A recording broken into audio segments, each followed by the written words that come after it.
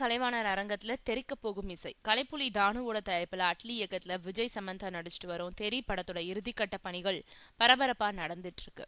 ஏறக்குறைய post productions பணிகள் முடியும் தருவாயை எட்டே இருக்கு. தமிழ் புத்தாண்டை முன்னிட்டு ஏப்ரல் 14 தெரி படத்தை வெளியிட திட்டமிட்டிருக்காரு தானு.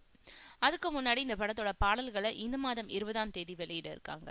கலைப்புலி தானு தயாரிக்கும் படம்னாலே படத்தோட தொடக்க விழா தொடங்கி எல்லா விஷயங்கள்லயும் பிரம்மாண்டத்தை கடைபிடிப்பாரு. திரைப்படத்தோட ஆடியோ வெளியீட்டு விழாவையும் மிக பிரம்மாண்டமான முறையில நடத்த திட்டமிட்டிருக்காரு.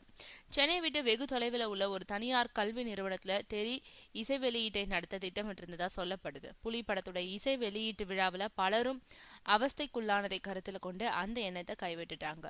லேட்டஸ்ட் தகவலின்படி தெரி படத்தோட இசை வெளியீட்டு விழாவை வருகிற 20 அன்னைக்கு புதுசா கட்டப்பட்டு அண்மையில திறக்கப்பட்டிருக்கும் கலைவாணர் அரங்கத்துல நடத்த இருக்காங்க. ஜி.வி. பிரகாஷ்குமார் இசையமைக்கும் 50வது படம் இதுன்றதுனால இந்த படத்தோட பாடல்கள் மேல பெரும் எதிர்பார்ப்பு இருந்துட்டு இருக்கு.